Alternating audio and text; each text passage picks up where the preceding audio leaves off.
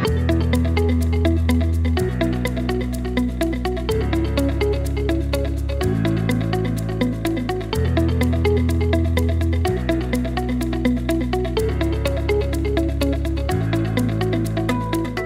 indeed, a very warm welcome to This is the Business Hour podcast. My name is Jimmy Mbogoh, and we have a very interesting conversation coming up. And one of the things that we want to ask you, our viewer, is would you consider apple farming in Kenya?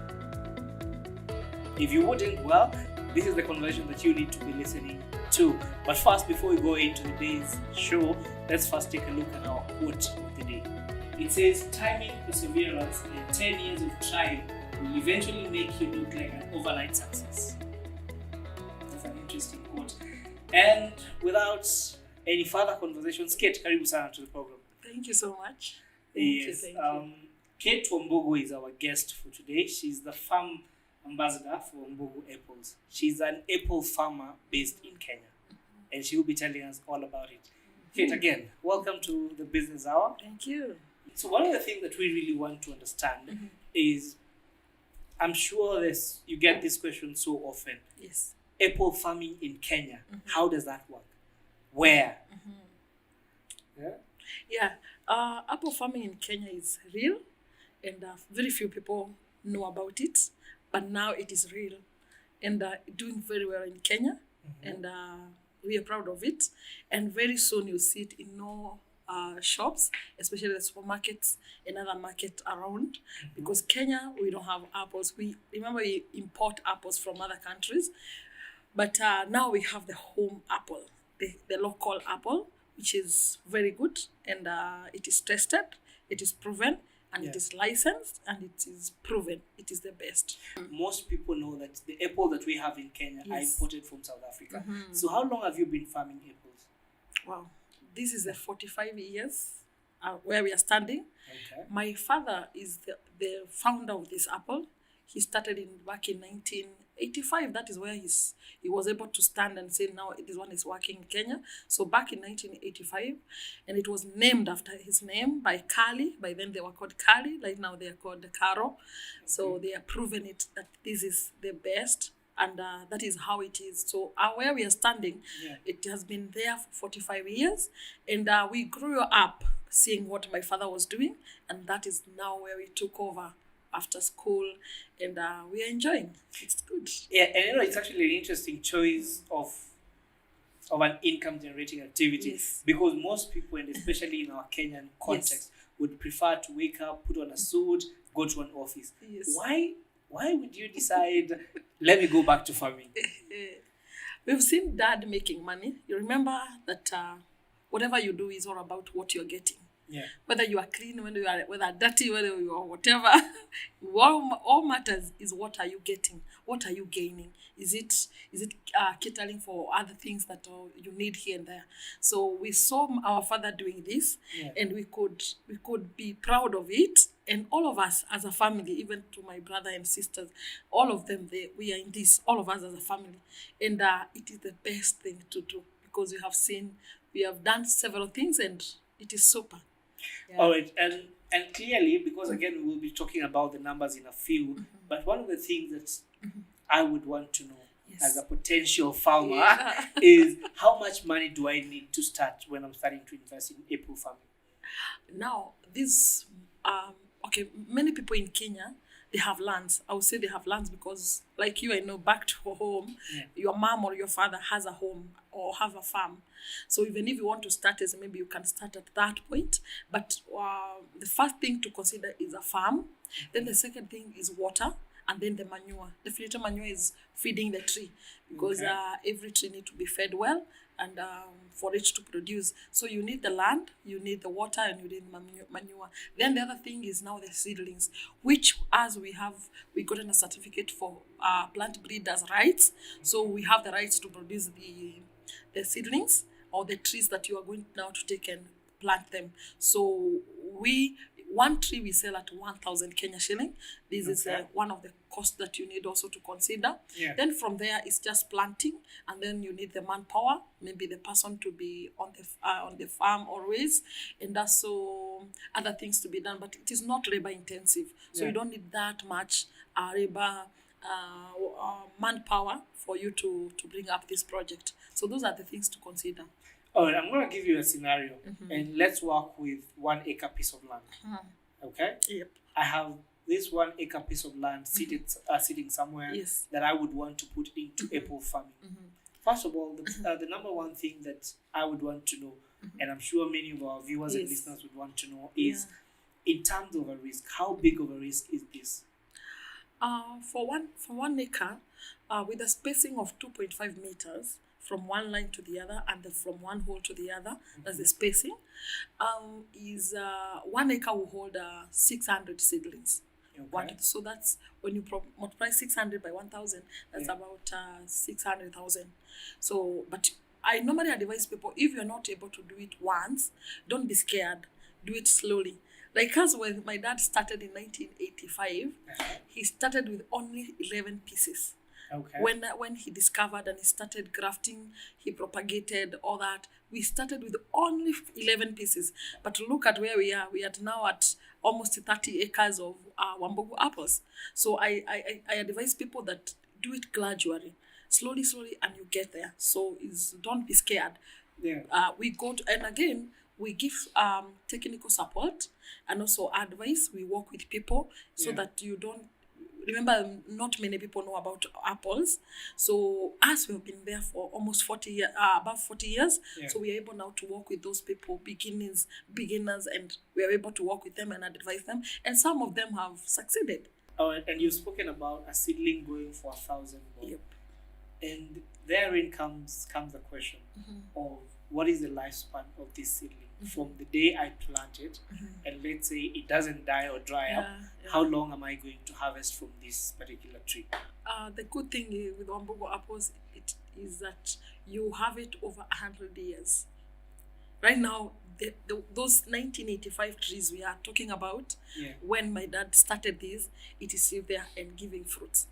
And the good thing with Wambugu apples, throughout the year, you're harvesting. How many times do you harvest in a year? Not less than 3 times for a very lazy person.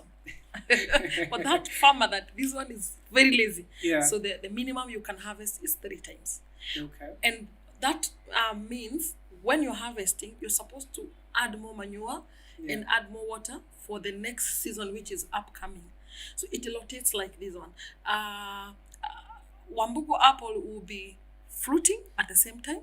Will be flowering at the same times, and it will be shedding some of the leaves. Remember, apple is normally shed the leaves, but our apple will not shed all of the leaves, and not like other apples. Like you go where those areas that have like Israel, like South Africa, the apples shed all the leaves, and the tree will remain like it is empty. Wambugu apple, it is not like that way. Okay. It has a lot of manners. It will fruit. It will give you flowers. Yeah. It will give you medium fruits. And the same times, once you harvest, the leaves which are on that fruit that you're harvesting, that is where it will just shed the leaves and to leave you with the other leaves feeding the other bunch of the fruits coming. So it's a continuous. Yeah. So I'm looking at from the day, let's say, I decide to put that 600,000 into this kind of farming. How long does it take before I break even? Okay. Once you plant, let's say like today, within 9 months, Wambugu apple will start fruiting. It can even fruit earlier, but we encourage you, don't allow it to fruit at that tender age. It's like early pregnancy. So don't allow it fruit at that tender age, because remember the branches are not yet strong. So allow it to go up to 6 to 9 months. And this 9 months, you'll be making sure that you're feeding the trees well, so that once the branch start fruiting, it will be able to hold the fruits. Remember, these fruits are very huge, and they need that strong branch. So that duration of 8 months, you're supposed to be feeding. Like after every 3 months, you add on manure. Like 4 months, you add manure, so that when it comes to fruiting, it will be able to hold good fruits. So at the 9 month, it will give you like 30 or 40. But this one, you're the one to control because it can even give you 200 fruits, one tree. But you don't allow the 200 to be on that plant of 9 months.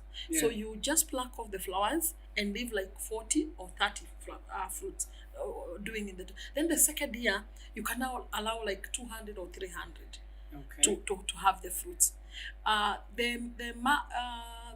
The maximum or the what do you call it, when you expect the massive fruiting is the 4th year.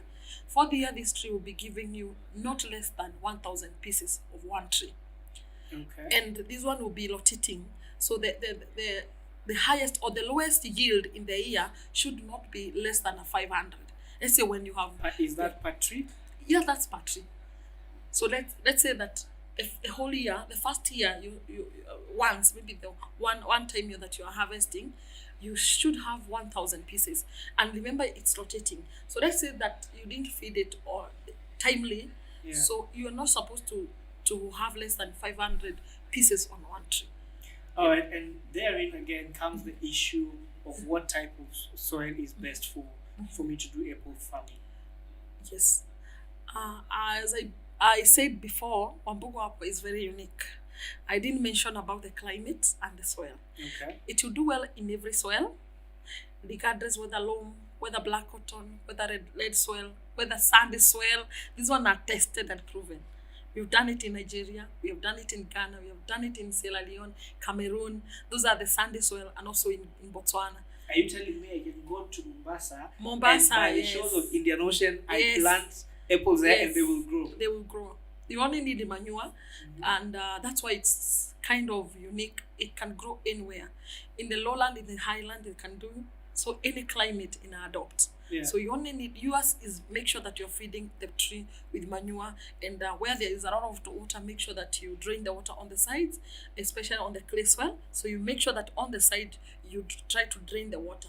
You just do a tellus, and then the water will be landing. So the plant, whatever it is, you'll be able now to get the minimum water needed.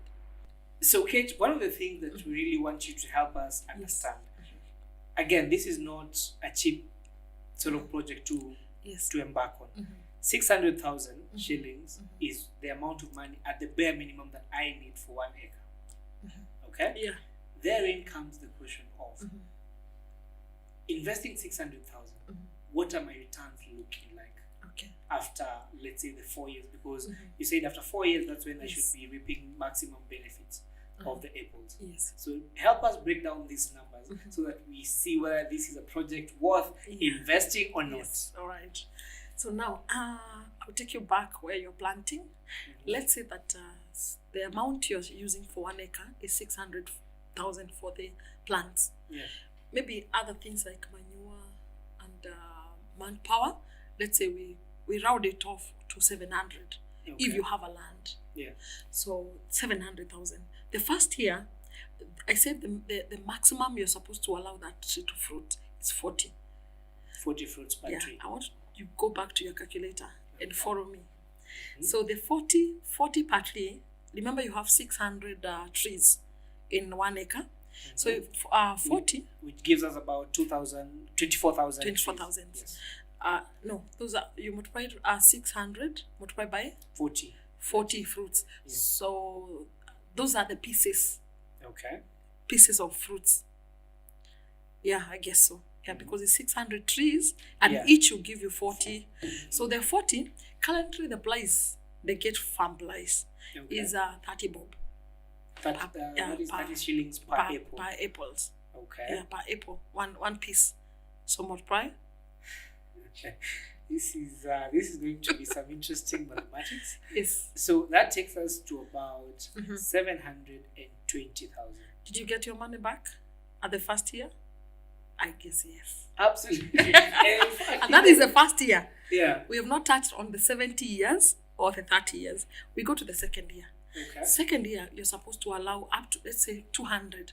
On a lazy farmer, 200 per tree. So 200 multiplied by 600.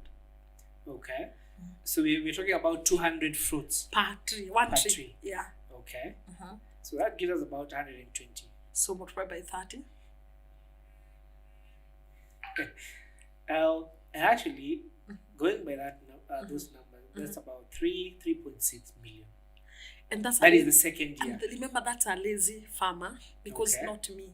Because me, I'll never be in that. Okay. So this is what you should be making Yes. at the bare minimum. Exactly. Is this per harvest or per year? This is per harvest. So let's say, even Give for it argument's sake, so we say you have 3 harvests per year. Yeah. That gives you 10.8 million Thank you. shillings.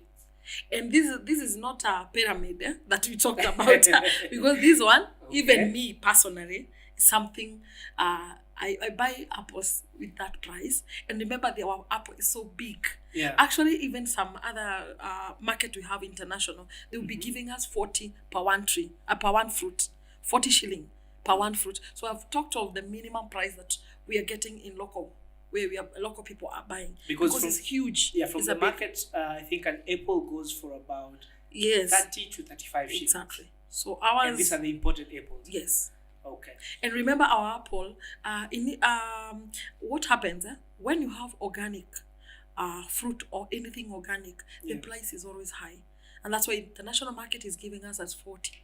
Okay. The organic, anything organic, it is always on the higher price. Oh, and just so that I make sure that our viewers understand what you mean by organic, are we talking about what type of pesticides, what type of fertilizers are you using? Yes, and the manure for these trees, and the manure you're using. So what as we do, we have set a pace of using everything organic. And one thing I didn't mention is that Wambugu apple is a disease resistance. Okay. So anything that will come, it will just shed off. It's a disease resistance. So you don't have to use a lot of, pesticide, but the pest will attack your fruits depending on what you're intercropping around your apples. Okay. So if that point will come, we have a solution like using rabbit urine. Rabbit urine will be able to eliminate all the aphids and the cutworms. So not only even apples, you can use it to other things to ensure that you are organic. So as a fertilizer, we don't use the normal fertilizers. Yeah. We have what we call, we have been feeding some red worms. They look like red worms. So and also we have fish. We're using the waste of the fish. So whatever, after 5 days, our dam will look like green, or the water will be green. So it will tell you that it's so rich in as foliar. So we just spray to our apples. And also on the rabbit side, we have tapped the urine of the rabbits, because the rabbits are very disciplined. They will urinate to one corner. Okay. Then that one corner will be able to tap it and use it. But you use a ratio of 2:1 as a foliar. And also you can use a rabbit urine as pesticide. Okay. So, but here the ratio of as a pesticide will change. So you use a 1:1. So 1 liter of urine, 1 liter of water, and then you spray. So your farm will always be green and super and shining. Especially remember that the fruit always feed through the leaves.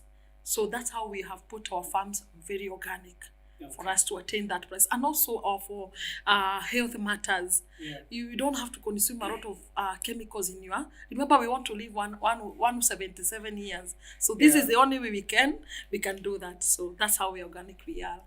All right. Before we continue on to the mathematics side of this conversation on year 3 and year 4, I just want to take this opportunity to remind our viewers that these recordings currently go on at Workstyle. That is along with Muzangari Drive at the address on 7th floor. If you're looking for somewhere to work from, if you're looking for somewhere to have your meeting, and you just all you need is a space, this is a place worth checking out. And we'll be linking their social media platforms on this episode. So Kate, let's move on to the third year. And this year I'm almost reaping the full benefits of this apple. We're still working with 1 acre. Yes. Okay. So by the third year, how much money should I be making? By the third year, what is my projected maximum harvest? So now we're at third year. Yes. Remember, it's not yet full maturity. So third year, we are talking of 1,000 pieces every plant. Okay. Yeah, at a higher, even the 4th years at a maximum maturity, you can get 1,200. But the third year for a resi farmer, we give 500. Okay. Yeah, on a person who is not giving it the best and not doing the right thing. So we give it 500 per plant. So that's about 300,000 Uh-huh. per plant. Yes. Okay. Then you multiply by. And then we do a math of 30 shillings Yes. per apple. That takes us to about 9 million. Yes. 9 million And shillings that is once. per harvest. Yeah, multiply So by if 3. we're going to have 3 harvests in 1 year, that takes us to about 27 million shillings. Is that not that And something these you numbers admire? realistic? Because again, I'm sure there's someone who will be watching this Yes. interview, and one of the things that they will want to ask, are these numbers guaranteed? Because if this is for a farmer who, I wouldn't want to call them lazy, but let's say for a new farmer, okay? Yes. Let's use that word, because Yes. I'm sure anyone who want to take this up will take it on a trial basis. Yes, yes. Are these numbers guaranteed? Is this something that you can take to the bank? That is what you're supposed to take to the bank. And many people knows that we don't have apples in Kenya. So even the local market, that I'm talking still on the local market, that is how the price we get in our farm. Okay. Even those people who have been doing Wambugu apples, that is what they are getting. Herein comes the question of someone who might ask, Kate, who's telling me about these apples, how big a land has she planted these apples? Initially we came from Nyeri, where my dad planted 11 apples, and after doing that and seeing how they are fruiting, he ended up using all our the whole big farm of Nyeri, which is 1 acre. Okay. And but the 1 acre he planted on a half acre because we had coffee, and also our home area was the same, so it was like maybe a half an acre. But after selling, like what we are talking about, he bought a land in Laikipia where we are right now. Is a bigger land. We are at now 20 I think 22 acres where we are now. Okay. So that's where we bought, and we had a trial of 8 acres, which is now fruiting as we speak. Okay. So that is what we are selling. So far we have planted 20 acres. And okay, we have planted in different levels because we were buying, adding all the land. But initially we'll go up to 100 acres. So that is our target. But right now we're at 20 acres, where we have planted the Wambugu apples, where people can even come and see how we are doing. And very soon, if you see me with a helicopter, you know the mathematics are there. We know where it's, what is the source of this. Yes. Now, okay, and this is something that you have touched on the issue of the market. Because again, one of the key things that for anyone who'd want to take on this project, the question that comes to mind is, where am I going to sell these apples? Is there a ready market for these apples, both locally and internationally? Yes. So where we are standing, we've been selling locally, and it has been very good. Because even where we normally take it, like there is a place we take to Karen, a shop. So they have been demanding for this apple, but or even us, because people have been coming to our farms. So you find that if you come to our farm and you see how they are fruiting, you also want to go to with 5 kilos. So we have to sell to you. So you find that every day, like 2 or 4 people comes. At the end of the week, you're not able to supply where you normally supply. So it was she couldn't get the whole she wanted. So locally we have a very big market. Right now we are working with some supermarket, the leading supermarket as we speak right now. They're working on it. So we will be taking them. You'll be able to see Wambugu apples on the shelves. So we have a huge demand in Kenya. And also like 1 month ago we got a market from UK. That is a Walmart. We'll be supplying them with Wambugu apples, and that we have all the documents right now. As we are working on the documents, we are almost through with every document that is needed. One, to prove that the fruits are organic. The other thing that we have the certificate from KFIS. These are the people who certify your trees and your fruits. The other thing we have all the documents that we need. So we are now finalizing with the documentation. So for those who have been doing it, now we'll be able to fly them out, and also the local market. I don't know, though people have been planting, but I don't know how we are going to manage this demand, because locally it's crazy. But I guess we'll have people now planting, and after seeing the mathematics, this is not something I'm just trying to cook. It's something even you yourself, you'll be able to do your calculation and see. So it's a huge thing. And very soon we are forming also an association to try combine all of us as apple farmers, so that we are able to have one word and one price and one goal. So that is what we are doing. And as we almost wind up, Kate, there's a question that comes in terms of where are we in terms of government support, in terms of the current policies that are there with the growth and the supply of apples as a country. Do you think it's taken care of so far, or what are some of the areas that need or require improvements? In terms of government, I would say that on the offices that we have been working with, on the side of government is KEFIS. That one is for documentation, because like us, you have to be certified, and also they gave us the letter. I mean the certificate to be the plant breeders, to have the rights, but we don't have that government as in boost. But remember, they didn't even know, or they didn't know that this thing you are saying we did work in Kenya. And that's why we are forming an association, because when you approach the government, being not as Kate or one person, when you approach the government as an association, the government will be able to listen to you, because you give them, this is what the people are going to get, this is how Kenya will gain, this is how the surrounding community will be able to benefit on this. So an association will be able to now to approach the government. Let's talk job creation, because again, as it stands currently in this country, we have a lot of joblessness. Yes. And if, let's say, I was to take on this project and plant these apples, how many jobs am I likely to create with my 1 piece, 1 acre piece of land, or half an acre? Like us, where we have planted 5 acres, 5 acres. Currently, we have like 23 people working on that farm. Full time. Okay. And within the community, and also outside, because we have like now when I'm seated here, I have 2 managers who, when you go to the farm and you want to be attended, they will be able to guide you, and they're qualified. We have the other people are from NYS. Remember, NYS, they have trained a lot of people. As currently we have 6 people from NYS, and they are well disciplined. So you find that when you go there, you feel that you are served well, and you're taken around to the farms. You're able to be guided how to plant, how to take care of all these. So we have created a lot of jobs, and very soon we're also creating, because remember we are importing the machine from Israel, which will now be processing the apples, washing the apples, and packaging and all that. So this one will bring a lot of employment. And as a farmer, maybe you have one acre, you cannot be able to be there alone. And also the amount of money you are taking, you cannot pocket all these alone. So it's also good. Actually, it will demand, you'll be able to get more people, because it will demand more people.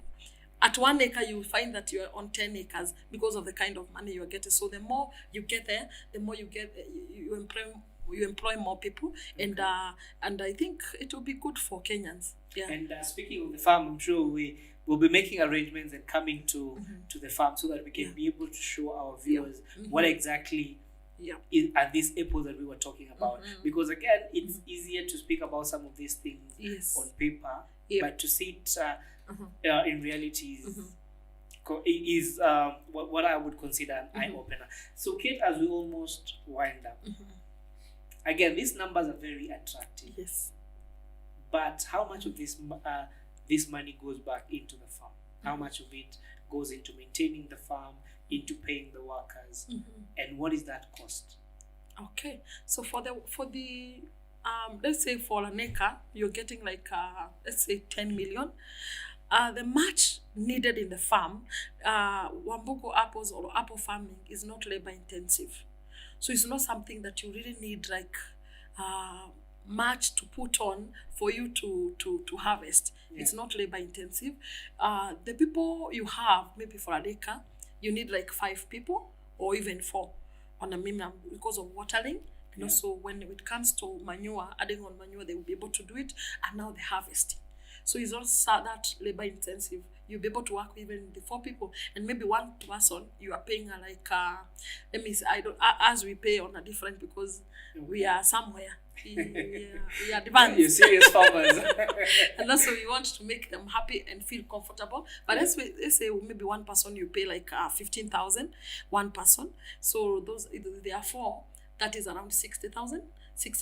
So, and at the end of the year, you find that the much money you are making, you are pocketing a lot, because once you set you set the system of water, that is irrigation, it becomes so easy, because it's a tap of a finger and then the watering will be done the whole farm. So the other thing is putting manure. So that is where they'll be involved. So even you yourself, you see that the much money you are getting is good. Yeah. It's good. Actually, when you do those calculations, they are perfect. All right, as we go and prepare to come to this farm, Kate, your word in terms of some of the key lessons that you have learned during this kind of farming, and why should I invest in apple farming? Yes. One is the amount of money. If I were not making money, I would not be in this. I think I'll be in something else. One thing is that it's the amount of money you're getting, and also how many lives you're touching. Myself and my family, we are proud because we have touched so many families. Very many, today, as we speak, we were in Zambia. There are people who have gone to other countries. We're introducing to other countries because they have got interest on this. So we have introduced even the people to go and do. We have been sending people to go and work even in those countries to just show them how it is. We've been training those people of NYS, and now we have sent them to those countries. So it's something you see that you're touching lives, which makes you so good. Remember, there's one motto I normally use, or a principle I use, is that for you to be, for prosperity is not when you're making a lot of money, not when you have big cars, but prosperity is how many lives you're touching. You can't go up alone. Bring up other people. So even if that time we call that you're going to fall, you never fall. Because why? We have a huge number of people you are carrying up there. So that is prosperity. So that is what inspires me a lot. And also the coins that I'm making. Yes. And I believe that's a good place to end it. I'm sure we'll be having this conversation when we come to the farm, and so that you can show us around and just have an actual idea of what apple farming is. Thank you so much for making the time to come and speak to us, Kate, and we look forward to you hosting us at your farm. Thank you. Almost in our farm, you enjoy everything. We clutch the apple, which is sweet and juicy, and one apple a day keeps doctor away. So our own keeps even the witch doctors away. So welcome to our farms. You enjoy a lot. All right, and that's all the time we've had right here on this conversation about apples, and I'm sure 27 million shillings wouldn't be such a bad idea. And that's how we wrap up this episode of the Business Hour podcast. Catch us next week, same place, same time, right here on the Business Hour podcast. And as we normally say, every hour is business.